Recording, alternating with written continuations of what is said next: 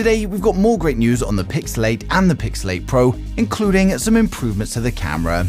Let me know in the comments what you most want to see from the new Pixels.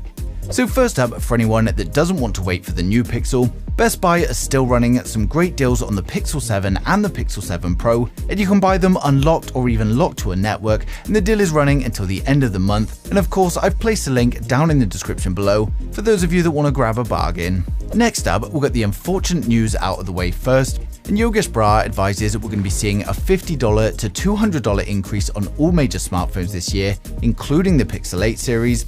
Now, all phones have been grouped into this category, and Pixels generally aim for lower prices, so the good news is that I would expect the Pixel 8 series is at the bottom end of this.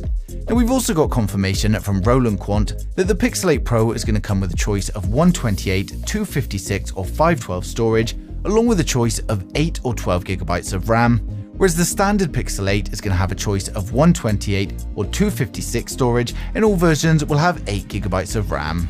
Now, these configurations are in fact the same as last year, and we weren't really expecting any changes. Next up, we've got a report from Android Authority that not only are we going to be getting upgrades to the Pixel 8's camera system, but we're also getting software upgrades and a bit of an overhaul in the UI. Now, on the software side, we're getting staggered HDR, and it's going to use small delays between frames to reduce the picture taking time, along with segmented auto white balance, and this is going to add more true-to-life post-processing to parts of an image that's going to improve the overall accuracy. Now, for the UI changes, we get all of the settings options that move down to the bottom left corner, and it's also going to be available using a swipe up gesture, and it's all been designed around better usability for one-handed operation. The new UI also reveals Action Pan, Portrait, Long Exposure, Night Sight, and Panorama, and while these aren't new, they're now in the main bar instead of the Motion tab. We're also getting lots of rumors about eSIM only on the new Pixel 8 series, but this is very unlikely, and as Max Weinbach points out, Google don't really have the leverage to put off consumers with such a drastic change, and while Apple did it to some models last year, I don't see anyone else following just yet. Now, for those of you who missed it, we also had a leaked teaser last week that not only shows us a good look at the new Pixel 8 Pro, but it also gives detail on the new audio eraser feature, so we'll just take a look.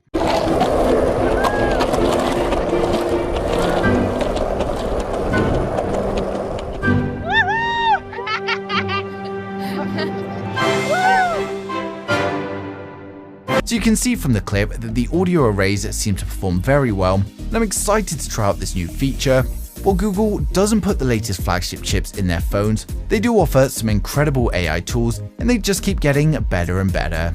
Now, we've also had many reports that we're going to be getting a new video unblur, similar to photo unblur, but of course for videos. We're going to have to wait and see if these features are for the Pixel 8 only, or if they also get passed down to the older Pixels.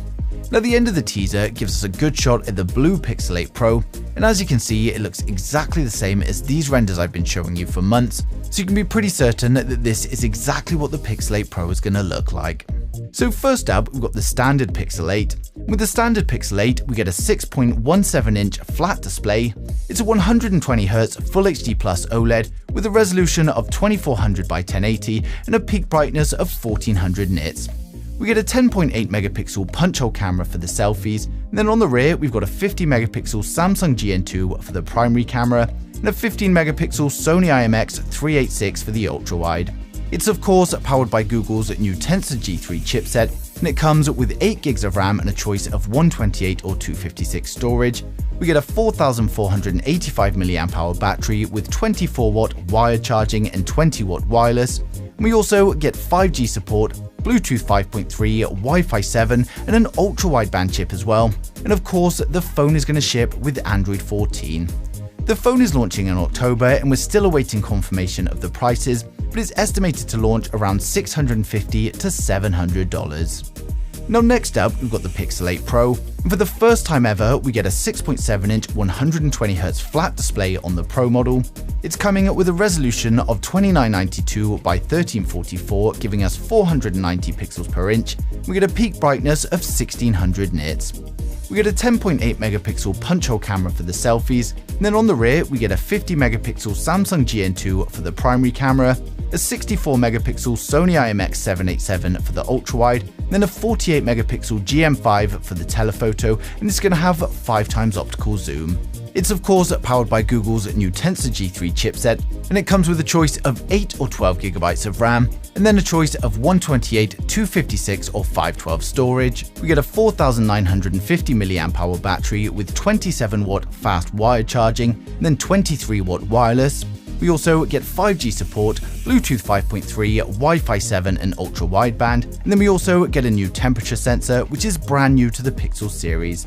Now the phone will of course ship with the new Android 14, and the phone is launching in October. Again, we're still awaiting confirmation of the prices, but I estimate it's going to launch at around $950 to $1,000. So for the Pixel 8 and the Pixel 8 Pro, we've got some minor design changes, and Google's focus, as usual, has been on the AI features, as well as delivering a great overall experience. Through previous releases, there have been a lot of complaints about curved displays in my comments, so it's nice to see that Google have listened to the consumer feedback, and the Pro model now gets a flat display as well.